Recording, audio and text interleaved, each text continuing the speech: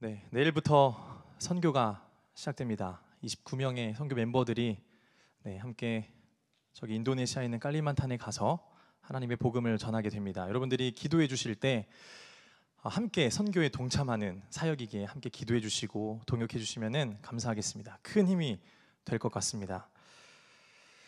오늘은 누구의 소리를 듣고 있나요? 라는 제목으로 하나님의 말씀 선포하겠습니다. 먼저 여러분 군대 이야기로 좀 제 이야기를 시작하려고 하는데 괜찮을까요? 네, 감사합니다. 자매분들을 위해서 군대에서 있었던 축구 얘기는 하지 않겠습니다. 네, 훈련병의 시간을 다 마치면 이등병이라는 계급을 딱 달아요. 그리고 자대 배치를 받습니다. 이제 새로운 군대 생활이 시작되는 거죠. 자대 배치. 그래서 새로운 만남, 또 새로운 부대, 떨리는 마음도 진짜 많이 있는데 솔직히 좀 설레는 마음도 있어요. 없지 않아요. 제가 자대 배치를 받았습니다. 3대대 11중대. 그런데 웬걸 이 대대에서 여러분 기억 안 하셔도 되는데 ATT라는 큰 훈련이 있었어요. 근데 제가 왔는데 신병으로 딱 그 날에 3박 4일 동안 저희 대대 전체가 한 명도 빠짐없이 다 파견을 나간 거예요. 그러니까 저를 받아줄 사람이 없고 전 외톨이가 된 거죠. 굉장히 외로웠어요. 진짜 외로웠어요. 근데 혼자 생활할 수도 없으니 수송대에서 이제 운전병이 있는데요. 수송대에서 저를 3일 동안 데리고 있겠다고 하는 거예요. 저는 감사한 마음으로 갔죠. 시키는 대로 해야 되니까. 그때 저의 스탠스는 엄청 긴장을 많이 하고 있었고 그 긴장감과 함께 무엇이든 시키면은 최선을 다하겠다. 진짜 열심을 다해보겠다라는 그런 의지가 최고조로 올라와 있었을 때입니다. 근데 여러분 이 부대 안에 보면은 좀 이해되지 않는 뭔가 부대 안에 갖춰진 애티튜드들이 있어요. 질서가 있어요. 뭔가 이렇게 뭔지는 물어보지 않으시면 좋을 것 같아요. 그냥 말로 설명할 수 없는 어떤 이상한 것들이 많이 있는데 그런 것들을 제가 인수인계를 지금 못 받은 상태란 말이죠.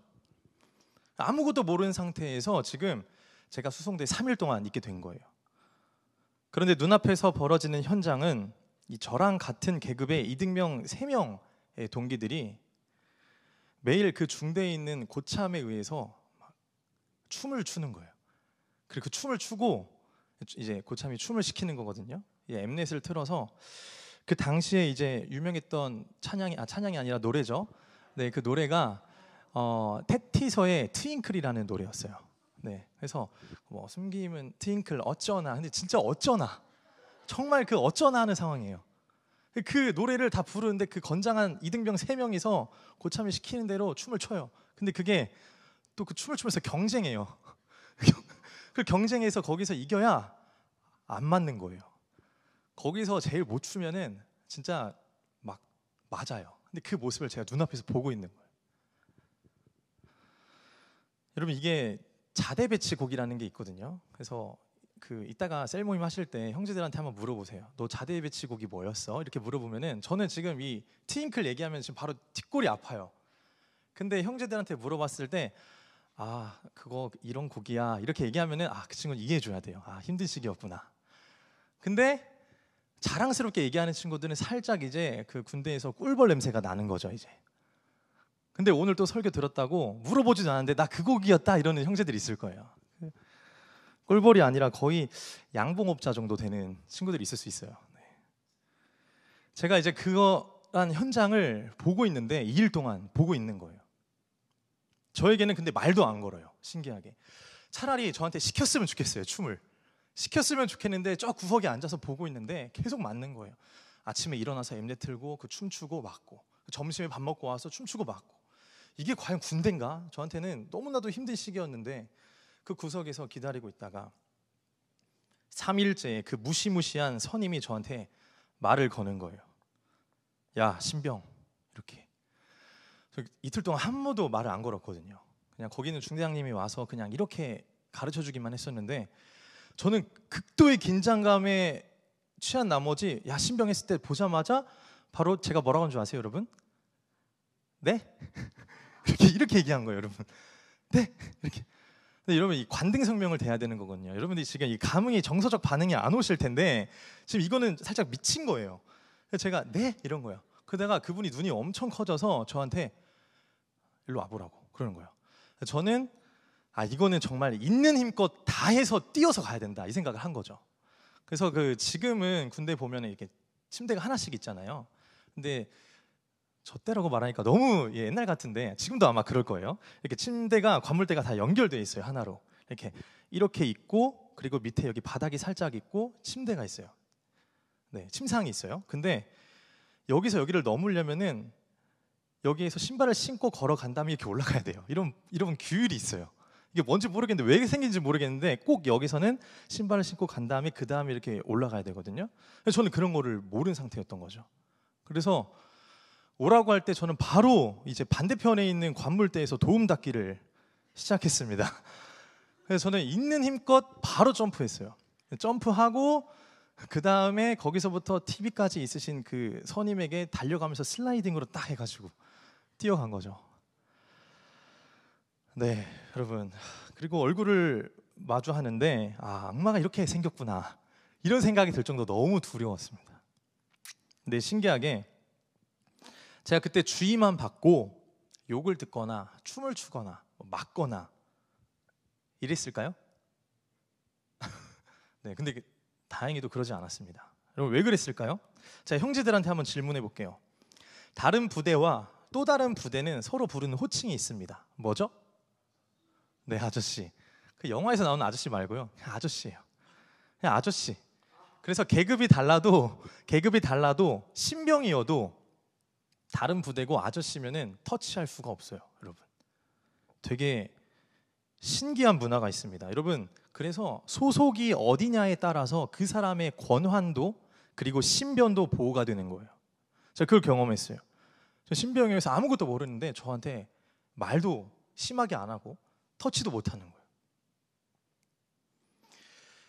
제 소속이 3대대였기 때문입니다. 다른 부대였던 거죠. 그래서 그 후에 알게 됐어요. 여러분, 저는 그 대대에 소속되어 있음을 정확하게 알고 이제 저는 정체성을 분명히 하는 거죠. 3대대. 후임들을 지키고 부대를 지키는 거예요. 여러분, 제가 지금 앞서 군대 이야기를 좀 장황하게 이야기한 것 같지만 중요한 키워드는 소속입니다. 여러분은 어디에 소속을 두고 살아가십니까? 학교, 직장 등 정말 많이 있겠죠. 그리고 지금 하이청년부 소속을 두고 있어요. 너무 좋은 공동체에 있는 것에 많은 축복을 여러분들에게 드리지만 하이청년부가 여러분의 신앙을 보장하거나 증명해 주지는 못해요. 좋은 영향력을 줄 수 있겠지만 현실적인 여러 문제들 속에서 신앙을 지켜내고 증명해내야 하는 것은 여러분 자신이에요. 그리고 여러분이 하나님께 소속을 둘 때 그걸 지켜낼 수 있는 거예요. 그러니까 공동체가 궁극적인 목적이 될 수는 없다는 거죠. 그러니까 우리의 궁극적인 목적은 하나님이 주시는 복이 목적이 아니라 복을 주시는 하나님인 거예요. 하나님을 구하는 삶, 그리고 하나님을 의지하는 삶, 그리고 하나님께 간절히 기도하는 삶, 그리고 어떤 상황 속에서도 하나님의 주권을 인정하면서 내 생각이 무너지더라도 그곳에 주님의 생각으로 채우는 삶. 여러분, 이러한 삶이 존재의 소속을 하나님에게 두는 사람입니다. 그러한 삶을 살아갈 때 하나님께서 예수님의 이름으로 우리의 존재를 보증하고 계신다는 사실을 알게 돼요. 내 신변을, 내 영혼을, 내 미래를 주님께서 지키고 계시는구나. 그걸 깨닫게 되는 거죠. 여러분, 근데 예수님이 말로만 보증하시나요? 하늘에서 걱정하지 마, 지켜줄게 이렇게 얘기하시나요? 아니요. 예수님은 생명을 거셨어요. 예수의 생명을 거셨어요. 이것을 기억하시기 바랍니다. 예수의 생명을 거셨어요. 좀 더 있어 보이는 인플루언서, 너무 좋은 중보자들 많이 있죠. 여러분, 아무리 멋진 공동체, 조금 더 잘 나가는 동역자들, 있어 보이는 친구들, 여러분 너무 좋은 중보자들인데 다 유한한 존재예요. 거기에 우리의 존재의 소속을 둘 수가 없어요. 기생할 수 없다는 거예요. 오늘 무한하시고 전지전능하신 하나님에게 소속을 분명히 하고 확실하게 두는 여러분 되시길 주님의 이름으로 축복합니다. 그럴 때 이렇게 고백할 수 있어요. 따라해 보겠습니다. 나는 하나님의 사람입니다. 나는 하나님의 자녀입니다. 이 자의식이 어디서 고백되는 거냐면 소속을 하나님에게 두었기 때문에 할 수 있는 말이에요. 그거 없이는 할 수가 없어요. 생명을 거신 예수님의 소속에 두었을 때 할 수 있는 거예요. 어떤 공격이 있어도 끊을 수 없는 선명한 십자가 보혈이 여러분을 붙들고 있는 거예요. 그래서 제발 힘든 일들이 일어났을 때 힘든 거에 지쳐 문제만 보지 말고 이 고개를 좀 돌려서 생명을 거신 예수님, 그 예수님에게 여러분이 집착해 봤으면 좋겠어요. 집착하세요. 그리고 마음속에 예수 그리스도의 평강이 주장하도록 더 나아가세요. 예수님에게. 그렇게 나아갈 때 안 믿어지는 지체들이 있을 수 있어요. 저도 그랬고 지금도 때론 그래요. 많이. 믿고 싶은 지체들이 있으면 이렇게 얘기해 줄 것 같아요. 저는 더 나아가세요. 언제까지요, 여러분? 믿겨질 때까지. 그때까지 나아가는 거예요. 우리 취업하려고 할 때도 한 번 실패했다고 해서 내 이성과 자존심에 타격을 좀 입었다고 해가지고 취업 자체를 다 포기해버리지는 않잖아요. 될 때까지 하잖아요. 세상 일도 그러는데 여러분, 하물며 하나님에게면 우리 하나님께서 저와 우리 여러분에게 이렇게 얘기해 주셨으면 좋겠어요. 아들아, 딸아, 말씀하시면서 우리를 품어주시며 내가 너를 위해 십자가를 지는 게 참 기뻤다 라는 그러한 음성을 우리 한 명 한 명에게, 하이청년부 모두에게 주시기를 간절히 소망합니다. 여러분, 오늘 본문이 이 소속, 앞서 이야기했던 소속의 이야기와 좀 이어집니다. 그러니까 너의 진짜 목자가 누구냐는 거예요. 어떤 소리를 들으며 살아가냐는 질문이에요. 그리고 그 목자를 따른다는 게 어떤 의미인지 나눠보고자 합니다. 여러분, 오늘 본문 전에는 어떤 일이 있었냐면 10장 전에는 9장에는 태어날 때부터 맹인되었던 사람이 있었어요. 근데 예수님이 이 맹인의 눈을 활짝 뜨게 하셨어요. 근데 그러자 예수님 가시고 이 맹인을 바리새인들이 다 데리고 옵니다. 데리고 와서 바리새인들이 따로 신문하는 거예요. 그리고 겁박하고 협박하듯 밀어붙였어요. 왜냐하면은 어떻게 해서든지 이 맹인을 통해서라도 예수님을 체포할 그 거리를 찾기 위해서 지금 이 맹인을 붙잡아 놓은 거예요. 호시탐탐 노리고 있는 거예요. 그런데 웬걸 이 맹인이 이 눈을 뜨고 고침 받고 난 다음에 바리새인과 조금 타협할 수 있거든요. 아, 예수님 뭐 뜨게 해주셨는데 그냥 뭐 죄인이면 죄인이고요. 그냥 편하게 생각하시고 알아서 하세요. 이렇게 얘기할 수 있는데 웬걸 맹인이 변증하기 시작합니다. 예수님을 위해. 그러니까 바리새인들을 이유를 계속 말하는 거예요. 안식일에는 가만히 있어야 되는데 왜 자꾸 병을 고치냐. 그리고 예수는 죄인이다라는 말을 들먹이면서 그렇게 진술할 수 있게끔 유도 신문을 하고 있는 거예요. 근데 맹인은 넘어가지를 않아요. 그분이 내 눈을 뜨게 하셨다. 그리고 그분은 선지자신 것 같다 말하며 오히려 예수님을 위해 변증하는 거예요. 자신의 말들이 이 맹인 본인에게 불리한 진술인 걸 알면서도 있는 그대로 이야기합니다. 여러분, 결국 맹인은 어떻게 되죠? 네, 그 공동체로부터 출교당합니다. 그러니까 예수님이라는 이 참된 목자를 만났을 때 나타나는, 만나니까 현실적인 고통이 따라오는 거예요. 참된 목자를 이제 눈을 떠 만나고 보게 되고 영접했는데 그때 현실적인 고통이 찾아왔어요. 출교당한 거예요. 사회적으로부터 박탈당한 거예요. 그러면 우리는 여러분 예상할 수 있어요. 지금 이 이야기의 어떤 분위기를 예상할 수 있는 거예요. 뭐예요, 여러분? 이 시대는 예수님을 따르는 자에게 고통을 주는 시대인 거예요. 참된 목자를 따라가려고 할 때마다 너무나도 큰 장애물들과 영적 공격이 있는 시기인 거예요. 여러분, 여기서 고통을 주는 자들이 누구죠? 바로 이스라엘 종교 지도자들이에요. 그래서 예수님께서 이 본문을 통해서 오늘 말씀하시는 거예요. 미래와 소망을 주는 예수님을 참된 목자로 받아들여야 하는데 이 자신의 밥줄만 생각하는 이스라엘 종교 지도자들을 향하여 너희는 목자가 아니다. 그리고 너희는 선한 문지기도 아니다. 절도요, 강도요, 도둑이다라고 말씀하고 있는 거예요. 동시에 양들에게는 참된 목자가 누구인지 잘 알고 따라줘 라고 이야기하는 거예요. 너의 소속을 예수님 참된 목자인 나에게 둬 라고 이야기하는 것이 오늘 본문의 말씀입니다. 함께 1절의 말씀을 한번 읽어보겠습니다. 1절의 말씀 시작. 문을 통하여 양의 우리에 들어가지 아니하고 다른 데로 넘어가는 자는 절도며 강도라. 여러분, 예수님이 비유로 드실 때 굉장히 그 당시에 편하게 접할 수 있는 그러한 여러 가지 것들로 이야기를 했어요. 그래서 이제 양의 우리 가지고 지금 이야기를 하시는 거잖아요. 그때 당시에는 집 바로 옆에 양의 우리가 있기 때문에 이야기하면은 바로 이게 오는 거예요. 느낌이 이 삘이 바로 꽂히는 거죠. 너무 쉬운 비유인 거예요. 그런 마음으로 한번 보면은 이야기하면은 당시에는 집 옆에 양들의 우리가 함께 붙어 있었기 때문에 이 문으로 들어가는 자들은 가족이거나 손님이어도 신뢰가 있는 손님들이었어요. 가족과 같았죠. 그렇기에 상식적으로 봐도 양의 우리를 들어올 때에 문이 아닌 저기 있는 담으로 넘어온다는 것은 여러분 뭐예요? 시간 단축을 위한 게 아니죠. 문으로 들어갈 수 있는 자격이 없는 거예요. 10절 말씀에 보니 이렇게 나와 있어요. 10절에 다 같이 10절 읽어보겠습니다. 시작.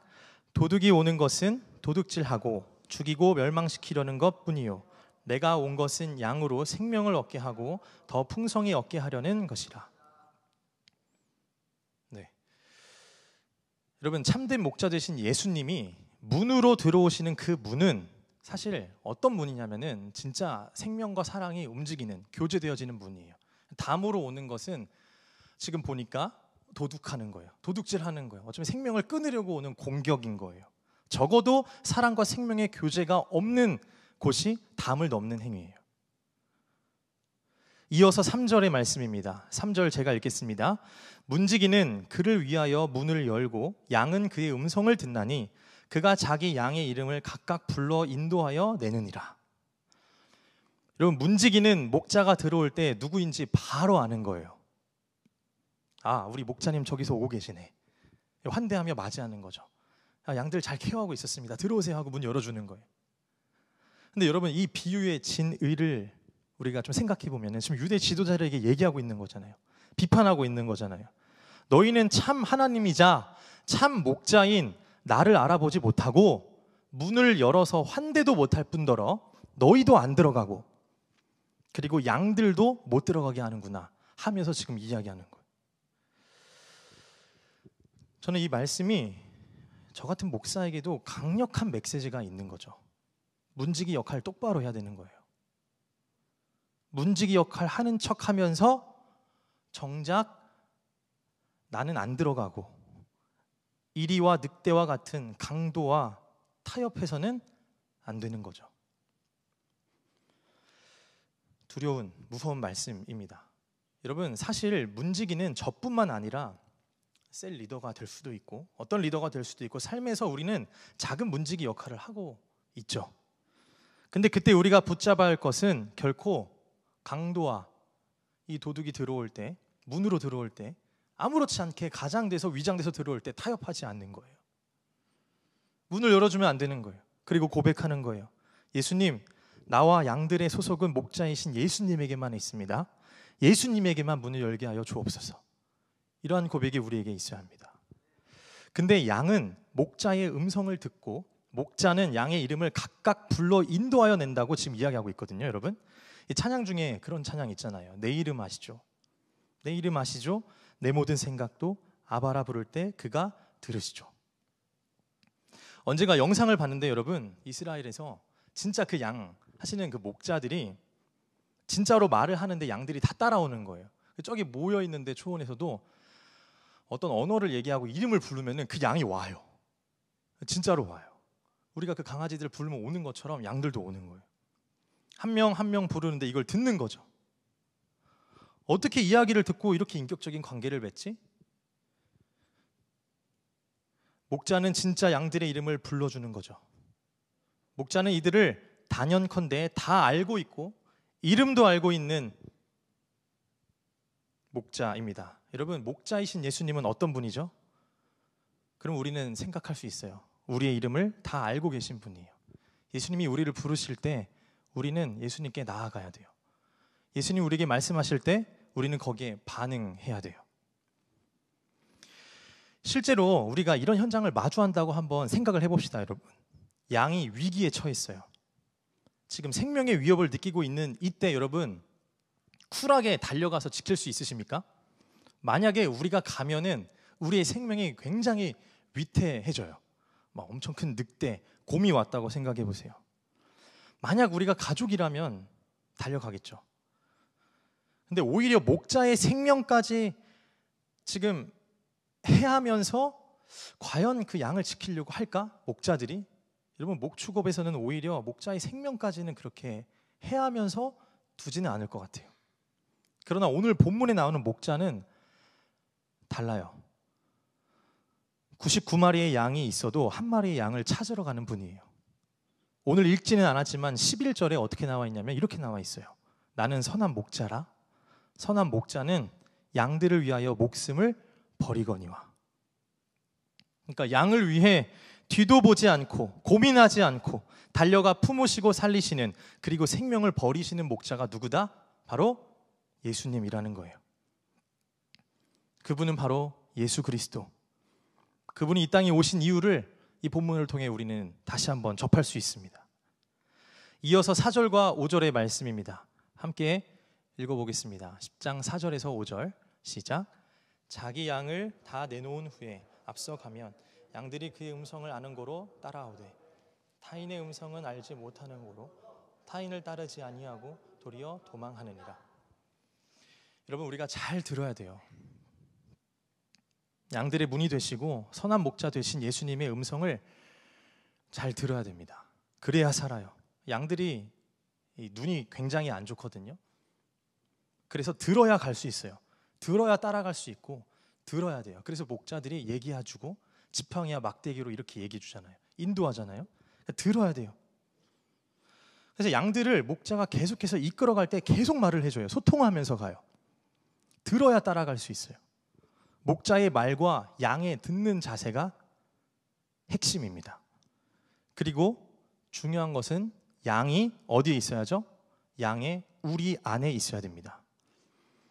양의 우리, 이걸 좀 상징적으로 풀어서 얘기하면 여러분, 교회만 있으라는 말은 아니에요. 어떤 말이냐면은 우리 예수님에게 속해 있어야 된다는 거예요. 내 존재의 소속을 예수님에게 두고 그분의 소리를 늘 들어야 해요. 그래야 양이 살 수 있고 움직일 수 있고 기동할 수 있어요. 듣는 귀가 열리는 여러분 되시길 바랍니다. 이어서 7절입니다. 그러므로 예수께서 다시 이르시되 내가 진실로 진실로 너에게 말하노니 나는 양의 문이라. 양의 문. 예수님이 진실로 진실로 그냥 얘기하셔도 사실 진짜 진실인데 진실로 진실로 1절에서도 얘기하고 지금 7절에서도 얘기해요. 정말 중요한 말씀이죠.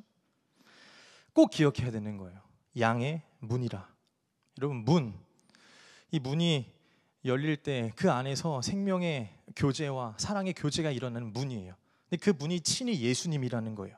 근데 그 예수님은 생명을 버리시면서 문이 되신 분이라는 거죠. 가장 안전한 길이시고 문이시다라는 것을 예수님이 여기서 직접 얘기하고 계십니다. 여러분, 그러면은 우리가 예수님을 따른다라는 것, 참 목자이신 예수님을 따른다는 것은 무엇일까요? 저는 이렇게 정리를 해봤어요. 우리가 예수님을 따른다는 것은 하나하나 다 이해하고 납득이 돼서 따르는 건 아니다. 이해의 영역을 뛰어넘는 거다. 보이지 않잖아요, 양이. 근데 예수님이 부르실 때 그냥 일단 따라가잖아요. 가다 보니 가장 안전한 곳이에요. 이해되지 않는 부분이 있으면 믿음의 영역으로 가는 거예요, 여러분. 포장할 필요 없어요. 저는 메이크업 하자는 것도 아니에요. 예수님이 말씀하신 일 그대로 믿는 거고 예수님이 말씀하신 그 말씀 그대로 우리가 순종하고 가자는 거예요. 그분의 음성을 들으라고 하셨고 그 안에 거하라 하셨으며 그리고 우리를 영생에 이르게 하기 위하여 목숨을 버리시는 양의 문, 선한 목자, 그분을 그대로 믿으라는 거예요. 여러분, 그 과정에서 의심하는 사람이 있을 수도 분명히 있습니다. 요한은 이 요한복음을 읽어보면 요한은 그 현상도 그대로 가져가자는 거예요. 의심하는 사람들 오케이, 다 따라와. 예수님과 함께 다녔던 도마도 마지막까지 어떻게 이야기하죠? 아니, 부활은 아니잖아. 아니, 부활은 내가 직접 만져보고 그 구멍을 보고 직접 내가 만져보고 느끼면 내가 그때 인정하겠다. 이렇게 의심하잖아요. 근데 요한이 요한복음을 쓸 때 이 내용은 좀 빼줄 수도 있는데 끝까지 가져가는 거예요. 뭐죠, 여러분? 의심이 있어도 괜찮아요. 그대로 가자는 거예요. 구멍 뚫린 손과 몸을 내가 만져서 맞다며 믿을게 하는 그 모습도 요한은 그럴 수 있어 하면서 같이 가자는 거예요. 근데 마지막에 도마가 어떻게 고백하죠, 여러분? 당신은 나의 주님이시요 나의 하나님이십니다. 이렇게 고백하잖아요. 그 사람에게도 요한은 그거 자연스러운 거라고, 의심나는 거 우리 같이 가보자고 그렇게 얘기하는 거예요. 그래서 손가락 넣어보는 그 시점이 올 때 우리 인생에 언제 펼쳐질지 모르지만 기대하고 함께 가자고 요청하고 있는 거예요. 여러분, 내가 흔들리고 부정적인 마음이 들더라도 괜찮아요.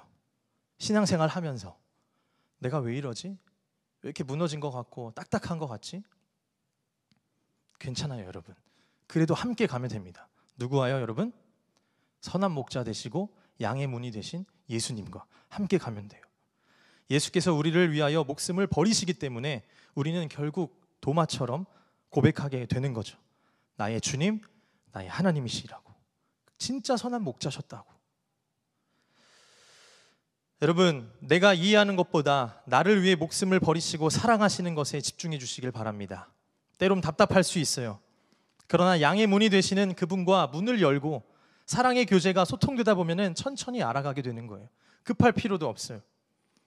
목자의 음성을 듣는 것은, 따른다는 것은 이해하는 것을 뛰어넘어 내 존재를 맡긴다는 것을 여러분 잊지 마시길 바랍니다. 많이 알고 이해하는 것도 너무 좋지만 무엇보다 듣고 일단 따르는 여러분 되시길 주님의 이름으로 축복합니다. 그렇게 따르다 보면 이해되는 하나님의 거룩하고 위대하심을 마음껏 누리게 될 줄로 믿습니다. 우리 시간 함께 찬양하면서 나아가겠습니다.